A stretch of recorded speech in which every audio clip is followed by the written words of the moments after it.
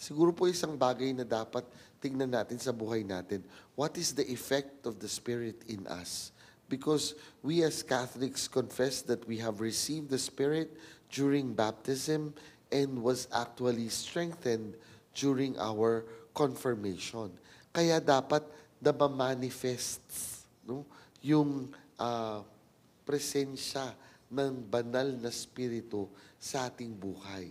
And primarily, no, the primary manifestation of the Spirit in us is because in our catechism, the Spirit is the bond between the Father and the Son. Therefore, the Holy Spirit must make us people who actually bond with other people. No? Dapat tayo madaling makasalamhuha ng ibang tao, madaling makasama ng ibang tao dahil nasa sa atin ang banal na spirito.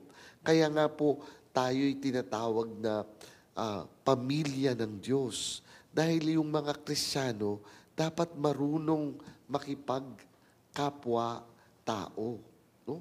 Dahil doon nakikita, no? It is by your love for one another that they should know that you are my followers.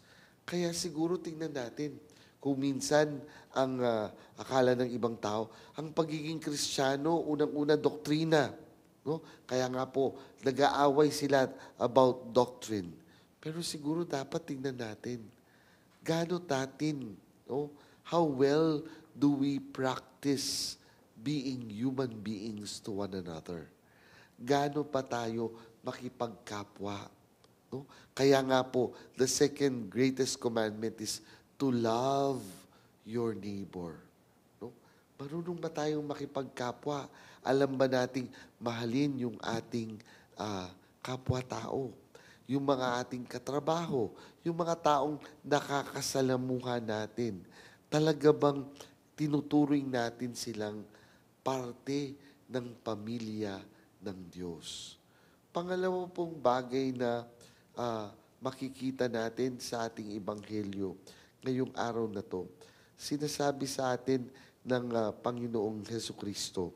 Sabi niya ganun,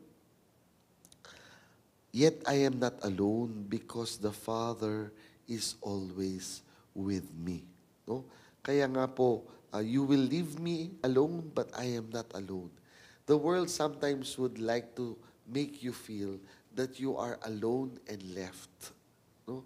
Na pag-iwanan at nag-iisa.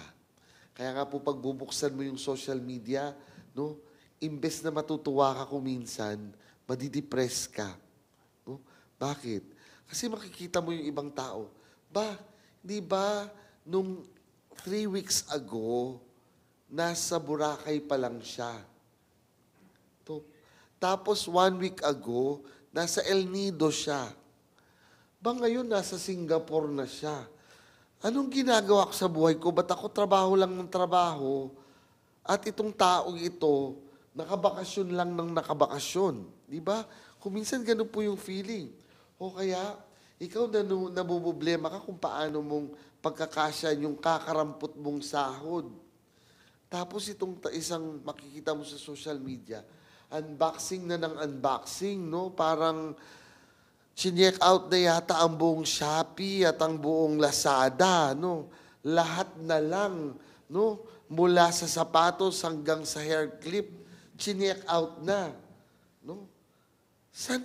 Anong nangyari sa buhay ko? No? Di ba?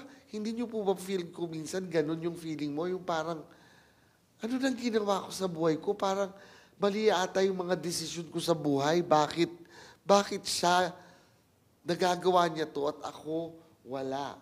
No? Pero po, siguro dapat tingnan din natin sa buhay natin. No? What is our measure of joy? Is it the material things or is it the presence of the Lord? No? Have we not exchanged the God of blessings for the blessings of God? No? Kailangan tingnan po natin. Kasi si Kristo, sabi niyang ganun, ang kanyang tuwa ay kahit iwanan siya ng lahat, hindi siya nag-iisa. Bakit? Alam niyang nandyan ang kanyang ama. Siguro yun din dapat ang tingnan natin.